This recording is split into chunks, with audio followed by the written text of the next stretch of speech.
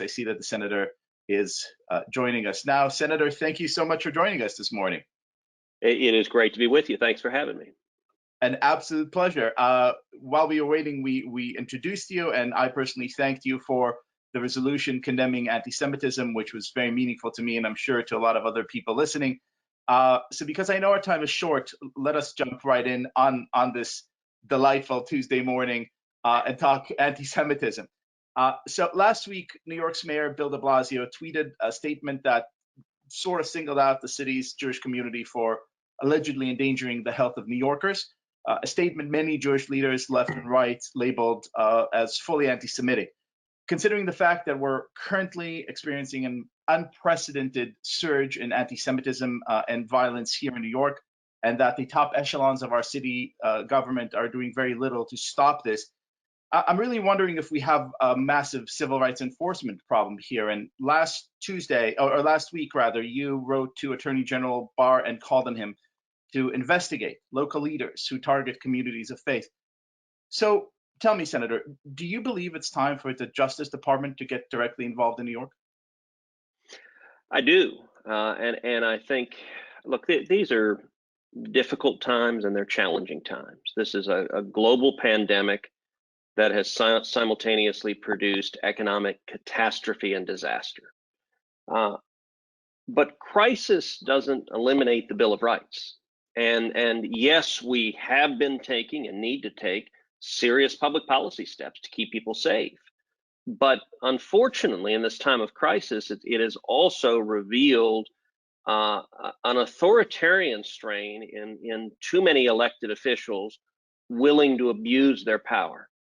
There's all sorts of reasonable public policy standards you can put in place: social distancing, protective equipment that responds to the science and is trying to stop the spread of the virus. But when you have elected officials singling out and targeting people of faith, de Blasio's tweet followed his arriving at the funeral for a rabbi in New York and himself dispersing the people who were there. And then the tweet followed up, directed specifically at the Jewish community: if you gather, we will stop you. That kind of singling out for specific government authority, for specific persecution, it's wrong and is not consistent with federal civil rights laws. It's not consistent with the Constitution. We saw de Blasio earlier in this crisis say at a press conference that if churches or synagogues in New York meet, that they would be permanently closed.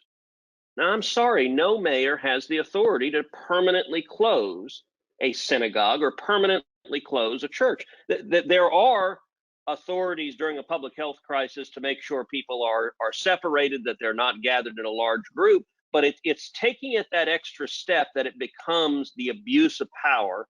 And we've seen that not just in New York, we've seen that all across the country, where, in Colorado, you had a guy that was playing softball with his 6-year-old daughter, and they threatened him with arrest. I mean, that's crazy. In Pennsylvania, they ticketed a woman for driving alone in her car. She didn't pose any public threat to anyone in her car all alone. In Tennessee and Mississippi, both instances, people went to church in their cars, stayed in their cars, listened to the service over the radio, and law enforcement came and ticketed them, even though they weren't within 6 feet of each other. They were simply worshiping and doing so in a way that was safe. That one ended up being struck down by federal court. And so I think we've seen a pattern of abuse of power, and I think that pattern is not a good one. Well, Senator, I'd like to get back to local authorities and what we could do, but with your permission, I'd like to broaden the scope a little bit and talk about China. Now, Secretary of State Mike Pompeo said this weekend he believed the coronavirus originated in the lab in Wuhan, and we now have, I believe, sufficient evidence to suggest that whatever the Chinese intention might have been, the Chinese Communist Party government knew about the nature of the outbreak, withheld that information for a very long time while stockpiling essential supplies. Meanwhile, these actions have caused the death of nearly 70,000 Americans and the unemployment and economic devastation of 25 million or more, which to my mind is, akin to an act of war. I'm obviously not suggesting we go ahead and bomb Beijing, but I'm asking, what do you think the Chinese government ought to do to compensate us? Well, I think China bears enormous responsibility, enormous culpability for this pandemic. And I think there needs to be accountability. I think they need to pay. I've introduced 5 different pieces of legislation, all directed at different components of holding China accountable. But when you look at China's accountability, it is at least on 2 different levels. One, we know for a fact that they covered up this pandemic. In December of last year, when there were heroic Chinese physician whistleblowers who tried to draw attention to the beginnings of this pandemic, the Chinese Communist government came down on them, they punished them, they silenced them. Any responsible government, when you have an outbreak like that, they would have sent in public health professionals, you quarantine the affected people, and this very possibly could have remained a regional outbreak instead of becoming a global pandemic, wreaking devastation across the world. Not only that, at the same time they're silencing the whistleblowers, they're telling the World Health Organization that the coronavirus cannot be transmitted from human to human. They know that's a lie at the time they're saying that. The World Health Organization, meanwhile, is parroting what the Chinese communists have told them. And simultaneously, we now have intelligence reports that the Chinese began stockpiling medical equipment, stockpiling protective equipment, not telling anybody there's a pandemic, but stockpiling the equipment because they know it's coming. And meanwhile, they're allowing hundreds of thousands of people to travel out of Wuhan, where this outbreak is occurring, all over the world, to travel to Italy, to travel to Iran. And if you look at the patterns of the outbreak across the globe, they follow in a very direct line the travel of those coming from Wuhan that the Chinese government were perfectly willing to do to save face and avoid accountability. That's one metric of their responsibility. A second metric is there is strong circumstantial evidence that this virus escaped from a Chinese lab. Now, we don't have direct evidence of that, but here's what we do know. We know there were 2 labs, Chinese government labs, in Wuhan, within miles of where the outbreak occurred. In fact, one of those labs was 300 yards away from the wet market where it occurred. We know that both of those labs were studying coronaviruses. That's what they were studying, this particular type of virus. Not only coronaviruses derived from bats. And the bat that is believed to be the origin of this virus, the closest that bat is found in nature in China is 1,000 miles away. In other words, there aren't any of those bats in Wuhan, other than in those labs, the Chinese government labs. We also know that after the outbreak occurred, the Chinese labs there destroyed the samples they had. On order of the Chinese government, said, get rid of the samples they have. Now, look, I have spent most of my life as a practicing lawyer. If you have someone who is destroying evidence, the natural inference, and in fact, a court will instruct a jury, this is the inference you should draw, is that they're destroying it because they're trying to hide something. Right. And so the natural inference from all of this is not, and you've seen some media folks trying to respond and say, no, the scientists tell us this virus was not created in a lab. Listen, I think that's probably right. I've heard those same scientists. That's what they've said, is that the genome sequencing is such that it does not appear to be artificially constructed. It appears to have occurred in nature. I don't have a reason to doubt that. But what I do think is the most likely proposition is that this was a natural virus that had occurred in bats, that they were studying at one or both of these labs, and somebody screwed up. Somebody screwed up and a person got infected or an animal got infected, and the outbreak started from there accidentally. We also know the US State Department, prior to this pandemic, had 2 different internal wires where they raised serious concerns about the safety protocols at these labs. And in fact, the State Department, before any of this happened, said their safety is so shoddy, there is a real risk of a global pandemic, which is, of course, exactly what happened. And so I think the first step needs to be a very careful accountability of what occurred at those labs. Were they studying this specific virus, the novel coronavirus? How did it get out?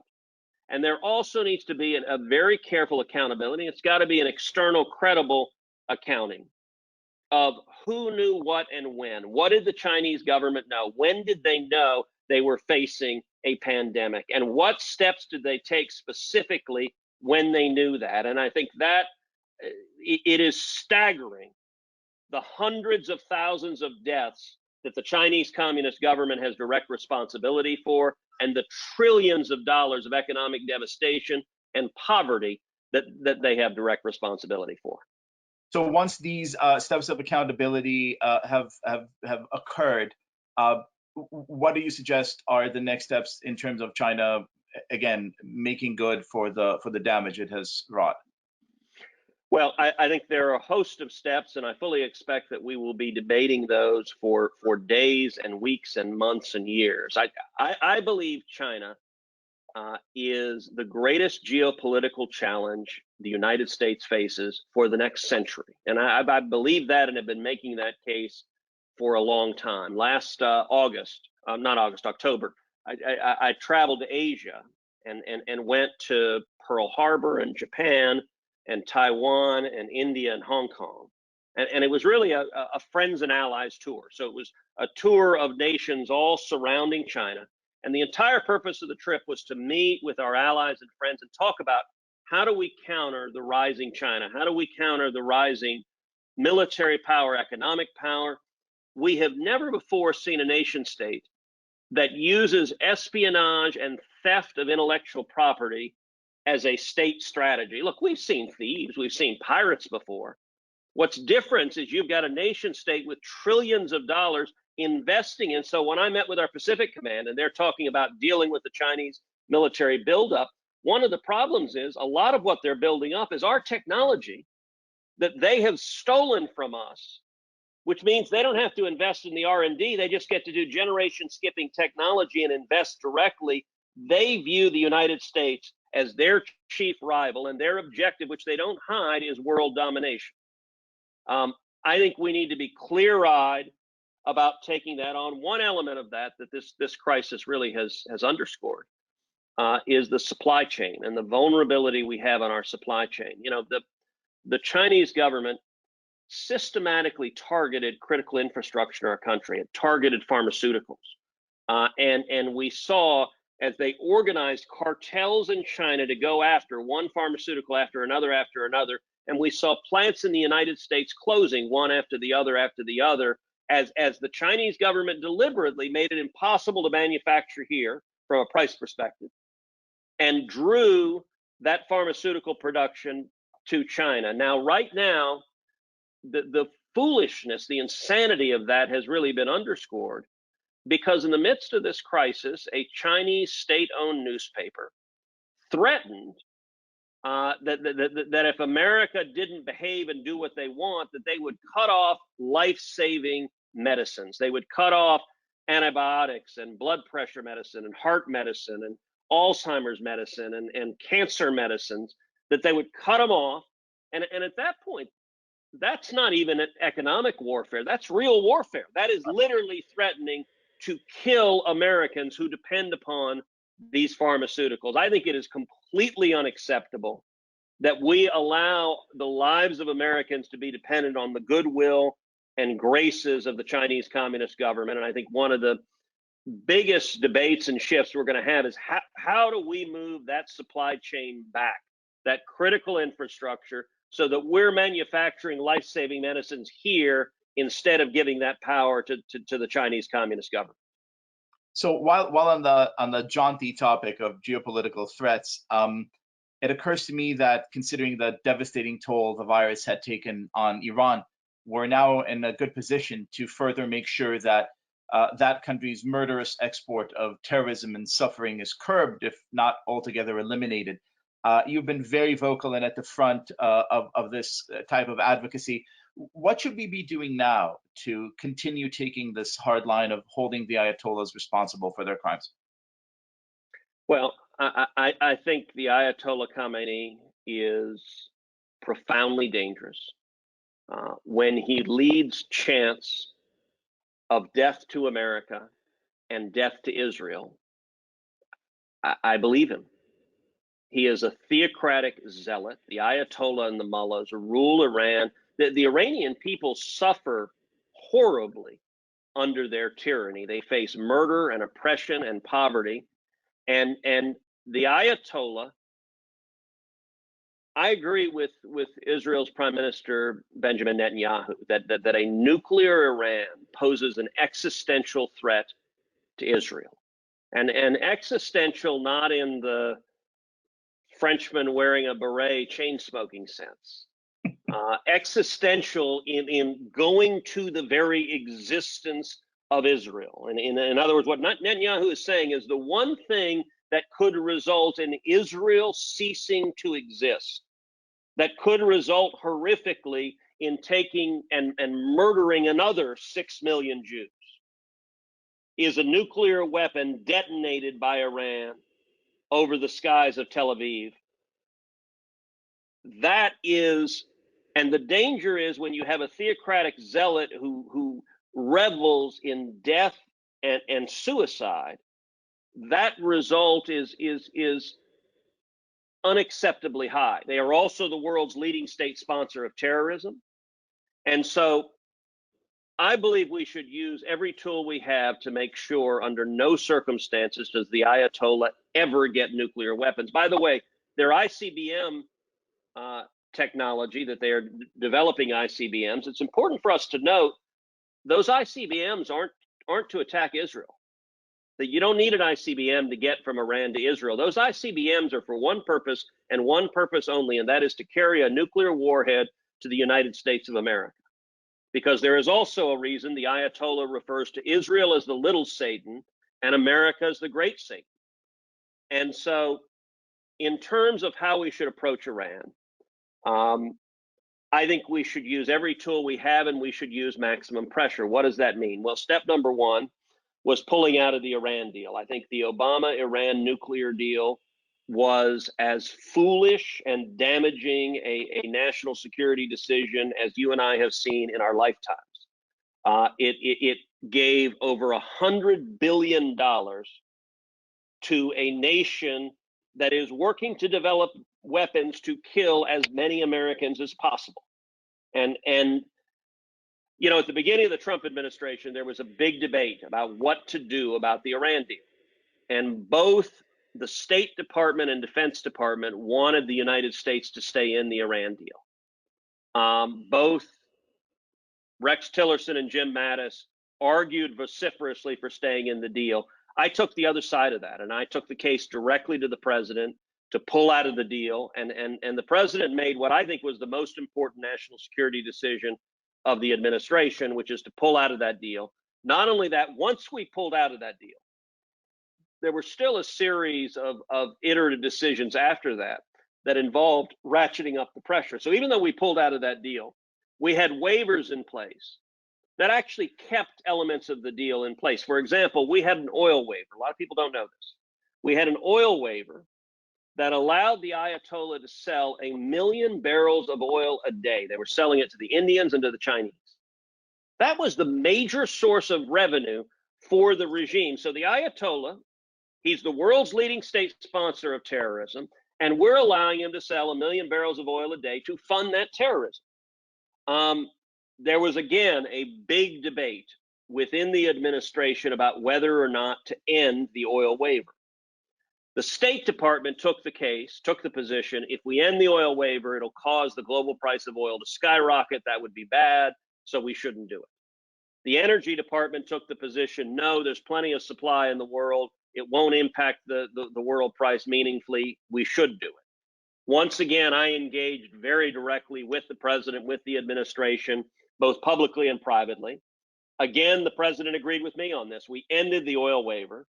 And it turned out State was wrong and Energy was right. The world price of oil did not skyrocket, barely moved at all.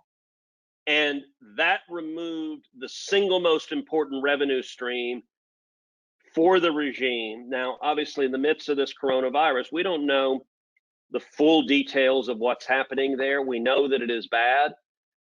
Given the past pattern and practice, I think we can reasonably assume it is substantially worse than we know, because it is a repressive regime that censors and doesn't like to let bad news out.